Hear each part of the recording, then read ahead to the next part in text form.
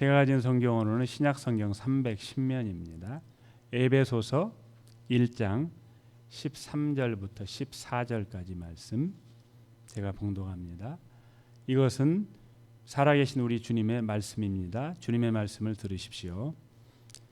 그 안에서 너희도 진리의 말씀 곧 너희의 구원의 복음을 듣고 그 안에서 또한 믿어 약속의 성령으로 인치심을 받았으니 이는 우리 기업의 보증이 되사 그 얻으신 것을 속량하시고 그의 영광을 찬송하게 하려 하심이라. 아멘. 어제 임주현 권사님 신방을 가기 위해서 구글 맵을 켰습니다. 출발지는 교회, 목적지는 434나 윌로브룩 애비뉴. 시작을 눌렀습니다. 그런데 다른 때는 안 그러더니 어제 따라 이상하게 이 내비게이션 구글 맵이 트래픽이 있는 곳만 골라가는 것 같아요. 저와 제 아내가 보기에 그런 것 같아요. 어떻게 가라고 하는 곳마다 트래픽이 있어요. 드디어 비보호 좌회전을 해야 하는데 반대편의 차가 끊임없이 너무 밀려와서 그 순간 도대체 여기가 어디지? 나는 누구? 어디를 향해서 가고 있지? 그런 생각이 잠깐 들었습니다. 우리 교회도 이제 1월 초부터 에베소서 말씀 여행을 떠났지요. 오늘로써 2달이 되었는데 지나온 여행의 발자취를 한번 살펴보고 또 우리가 길을 잃지 않기 위해서 어디쯤 가고 있는지, 떠나간 그 사람은 어디쯤 가고 있는 게 아니고 우리의 말씀 여행이 어디쯤 가고 있는지 좀 살펴보고 우리 말씀 내비게이션도 점검하고 말씀 여행, 에베소서 말씀 여행을 계속하려고 합니다. 자, 한두 번 말씀드렸는데 에베소서 1장 3절부터 14절은 거대한 한 편의 찬송가와 같습니다. 실제로 1장 15절 다음 주부터 살펴볼 1장 15절부터는 찬송 끝났으니까 뭐 해야 돼요? 기도. 기도예요. 15절부터는. 자, 그래서 이제 1장 3절부터 14절까지가 찬송인데 보시면은 3절을 보시면은 찬송하리로다. 뭘로 시작합니까? 찬송으로 시작을 하죠. 그리고 14절을 보시면은 찬송하게 하려 하심이라. 역시 찬송으로 끝이 납니다. 보시는 그대로 이 문단은 찬송으로 시작을 해서 뭘로 끝나요? 찬송으로 끝이 납니다. 그래서 이 찬송의 내용을 하나로 한마디로 정의를 한다면은 신령한 복인 구원을 주신 누구를요? 하나님을 찬양하자. 이게 이 3절부터 14절까지의 찬송의 내용입니다. 좀 더 구체적으로 3절부터 6절은 구원을 계획하신 성부 하나님의 사역입니다. 하나님은 우리를, 저와 여러분을 자신의 양자로 입양하기 위해서 창세전에, 만세전에 우리를 어떻게 하셨어요? 선택하셨어요. 다른 말로 예정하셨어요.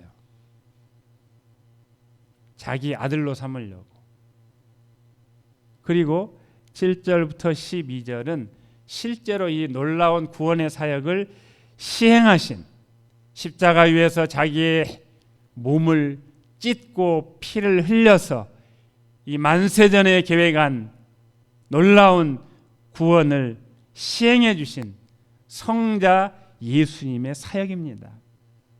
예수님을 통해 우리는 죄사함의 은혜를 받고 더 나아가서 단순한 죄사함 정도가 아니라 예수 그리스도를 머리로 해서 모든 피조물이 제자리를 찾아가고 질서를 유지하는 우주적인 회복, 완성,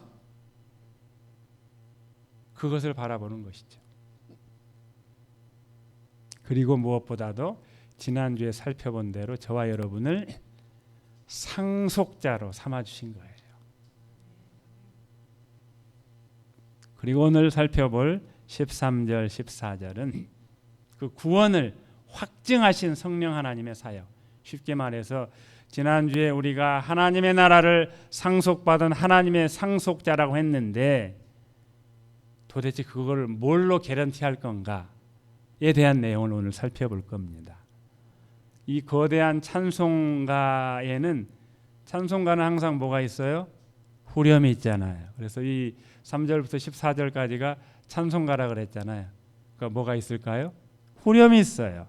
6절, 12절, 14절에 이 거대한 구원, 우주적인 구원 찬송의 후렴이 나오는데 6절에 그의 은혜의 영광을 찬송하게 하려는 것이라. 12절에도 그의 영광의 찬송이 되게 하려 하심이라. 14절에도 그의 영광을 찬송하게 하려 하심이라. 결국은 우리가 받은 이 구원의 궁극적인 목적은 하나님을 찬송하게 하려는 것입니다. 우리는 지난 시간에 상속의 은혜에 대한 말씀을 들었습니다. 자, 저와 여러분은 하나님의 뭐가 되었어요? 상속자가 되었어요. 할렐루야. 테슬라 그 대표가 누구죠? 일론 머스크의 상속자가 돼도 할렐루야 할 판인데 만유를 지으시고 만유 가운데 계신 하나님의 상속자가 되었다. 이거는 뭐 할렐루야 할렐루야 100번을 해도 1000번을 해도 모자라지 않겠습니까? 저와 여러분 하나님의 상속자인 줄 믿습니다. 예, 아멘한 사람은 진짜 상속자예요. 자, 그런데 이 지점에서 질문이 생길 수밖에 없어요. 어떤 질문이요? 내가 정말 하나님의 상속자인가? 아무리 나를 살펴봐도 뭐 어디 이렇게 도대체 하나님의 상속자 같은 모습이 보일동말동해요. 근데 내가 하나님의 상속자라고? 내가 하나님의 나라를 상속받았다고? 그거 정말 확실해? 뭘로 보증할 건데? 이런 질문이 우리 안에서 생길까요? 안 생길까요? 생기죠. 말씀을 잘 들은 사람은 생겨요. 이 질문에 대해서 하나님이 어떻게 하셔야 돼요? 대답을 하셔야죠. 하나님이 대답을 해주셔야 되잖아요. 그 대답이 바로 오늘 13절, 14절입니다. 바라기는 오늘도 저와 여러분의 마음밭에 이 말씀의 씨앗이 잘 뿌려져서 삶의 자리에서 풍성한 결실로 나타나기를 축복합니다. 자, 본문 13절, 14절을 전체를 끌어가는 말이 있어요. 13절, 13절이 한 문장이라고 그랬잖아요. 또 7절부터 12절까지도 한 문장, 3절에서 6절까지도 한 문장. 사실 이걸 조금 더 면밀하게 말하면은 3절부터 14절까지 전체가 이 긴 문단이 한 문장이에요. 그러니까 이거를 어떻게 제가 설명을 할 수 있겠습니까? 신학교 클래스룸이 아니니까 여기까지만 하고, 아무튼 이 13절 14절을 끌어가는 중요한 말이 있는데, 너희가 성령으로 인치심을 받았다. 인치심을 받았다. 이 말이 가장 핵심이 되는 말이에요. 야, 이거 어려워요. 무슨 조선시대도 아니고 뭐 인을 쳐요. 그래서 미국에 사는 우리가 이해하기 아주 쉽게 말하면은 상속 그 도큐먼트에다가 성령님이 어떻게 뭘 하셨어요? 사인을 하셨어요. 성령의 사인을 하신 거예요. 여기 나오네. 사인을 한 거예요. 본문에서 이 성령의 인치심, 성령의 서명, 이 사인에 대한 내용이 몇 가지가 나오냐면 4가지가 나와요. 성령님이 그 사인하신 그 상속 문서에 내용 4가지가 나와요. 문서에는 뭐 써져 있는 게 있을 거 아니에요. 뭐 계약 조건이라든가 뭐 언제 했다든가 뭐 우리 그 사인한 다음에 꼭 뭐 써요? 날짜 쓰잖아요. 예. 날짜를 써요. 그런 것처럼 그런 내용이 다 여기 나온단 말입니다. 자, 그래서 첫 번째는 성령님의 인치심, 성령님이 사인한 게 언제냐 이거예요. 사인한 날짜. 두 번째는 성령님이 사인했다는 게 도대체 뭔 의미냐. 세 번째는 성령님이 사인한 그 내용이 구체적으로 뭐냐. 네 번째는 성령님이 인치셨다, 사인했다는 게 도대체 뭐 때문에 사인을 했는가, 목적. 그렇게 네 가지를 살펴보려고 합니다.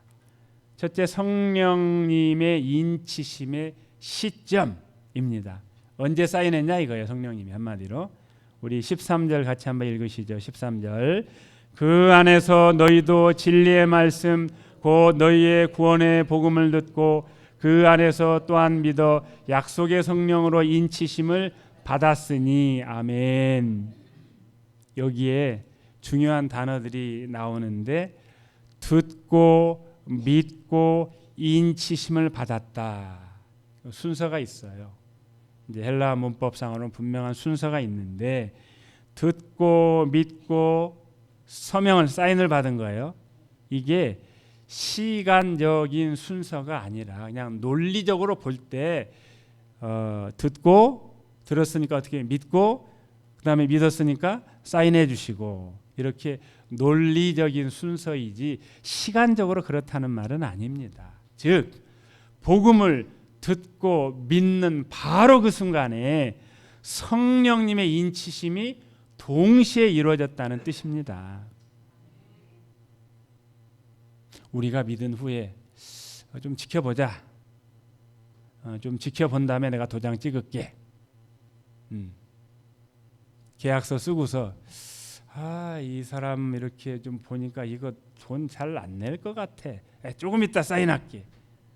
그러지 않고 우리가 예수님을 복음을 듣고 믿고 예수님을 영접한 그 순간에 성령님이 사인을 해주신 거예요. 믿는 순간 단번에 완결적으로 성령님이 인을 치셨어요. 할렐루야. 여기서 중요한 포인트가 하나 있는데요. 이 성령님께서 인치시는 것은 나중에 예수님을 믿고 난 다음 나중에 무슨 또 한 번의 무슨 체험을 해서 성령님이 사인을 해야 된다. 그런 의미가 아닙니다. 예수님을 믿는 모든 사람에게 바로 그 순간에 주어지는 하나님의 선물입니다.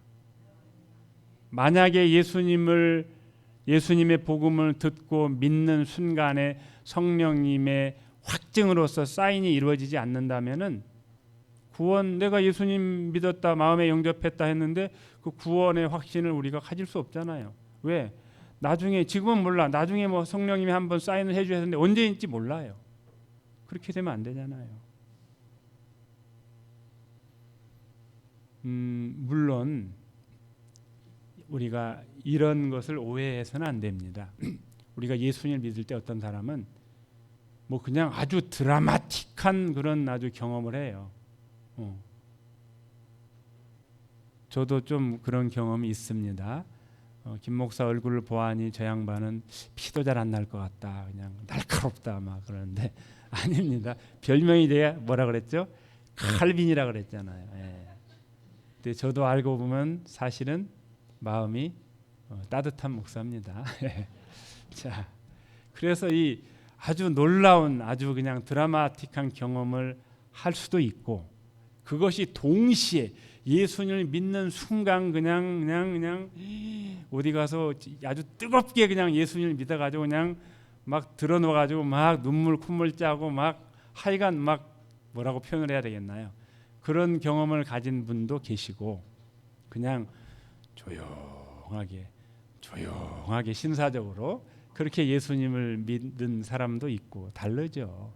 그러나 분명한 것은 복음을 예수님을 듣고 믿는 그 순간에 적어도 그것을 죄송해요. 설교 시간에 이런 표현을 쓰면 안 되는데 좀 졸리기도 하고 하니까 구라로 예수님을 마음에 영접하지 않는 이상은 듣고 믿는 그 순간에 성령님이 사인을 해 주신 거예요. 우리가 예수 그리스도를 구주로 고백하고 믿는 그 순간 성령님께서 우리 안에 내주하셔서 우리가 하나님의 소유라는 것을 확정하신 거예요. 사모하는 여러분, 이번 한 주간에 이렇게 고백하며 하루를 시작하면 좋겠는데요. 나는 성령으로 인치심을 받은 하나님의 사람이다. 좀 이렇게 이런 고백을 아침에 일어나서 나는 하나님의 성령으로 인치심을 받은 사람이다. 이렇게 샤워하면서 거울 보면서 한번 그렇게 다짐해 봤으면 좋겠어요. 자, 두 번째.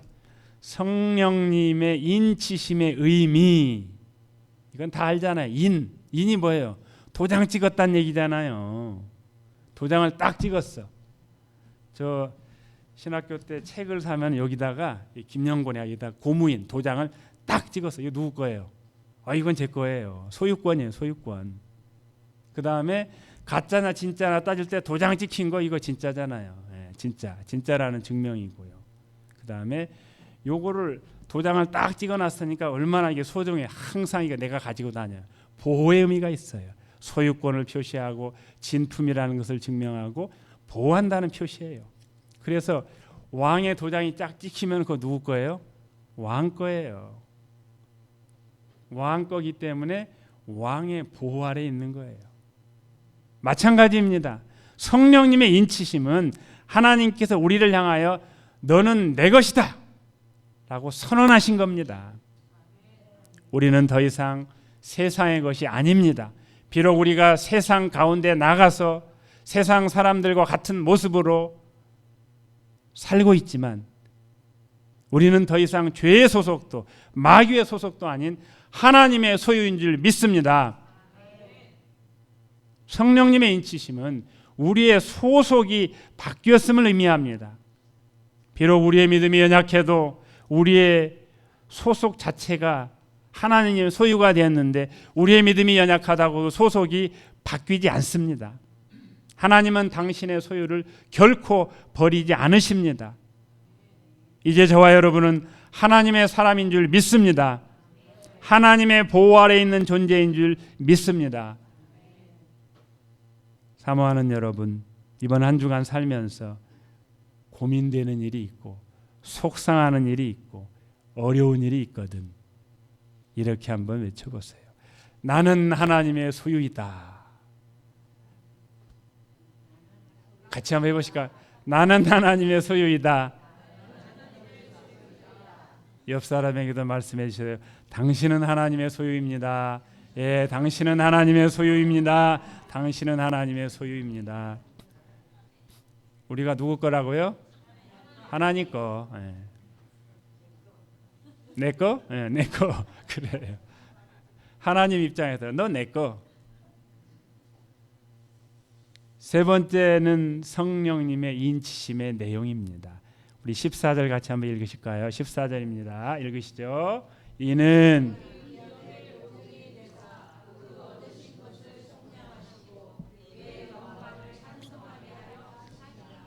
아멘. 여기서 보증은 계약금, 선금. 오, 좋은 말 있다. 다운페이. 예. 하나님은 우리에게 천국을 약속만 하신 게 아니고 그 약속의 보증으로 디파짓에 다 나와요. 예. 약속의 보증으로 성령님을 먼저 보내주셨어요. 예. 아직은 우리가 천국에 물론 우리가 천국을 여기서 누리고 있긴 하지만은 궁극적인 천국에 들어가지는 않았지만 성령님이 우리 안에 이미 내주를 하셔요. 믿으시죠? 높은 산이 거친 들이 초막이나 궁궐이나 내 주 예수 모신 곳이 그 어디나 하늘나라. 그렇잖아요. 우리는 하늘나라를 지금 소유하고 누리고 있어요. 지금 성령님은 미래에 우리가 누리게 될 놀라운 그 영광의 일부를 당겨서 미리 맛보게 하시는 분입니다. 우리가 예배 가운데 평안하잖아요. 다 평안을 누리고 말씀 가운데 그렇구나 아멘이에요 깨달음을 얻고 기도 가운데 위로를 받는 것 이게 뭐예요? 하늘의 영광을 어떻게 해요? 미리 맛보는 것입니다. 할렐루야. 이제 3월 마지막 주 종려주일 때 성찬식을 할 건데 그 성찬식이 뭐예요? 하늘의 식탁 저 영광의 나라 하나님 계신 곳 그 나라에서 하나님과 더불어 먹고 마시며 하나님의 얼굴을 대면하여 보고 그 영화로운 나라에서 누리게 될 기쁨의 식탁 그것을 미리 맛보아서 알게 되는 것 미리 맛보는 것 그게 성찬의 의미 아닙니까?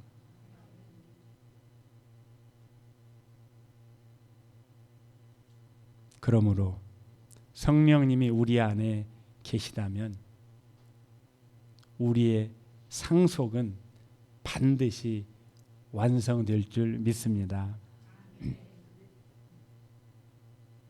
자, 네 번째 성령님의 인치심의 목적입니다. 14절 마지막이 이렇게 끝납니다. 그의 영광의 찬송이 되게 하려 하심이라. 참 어렵네요. 제가 읽으면서도 그의 영광의 찬송이 되게 하려 하심이라.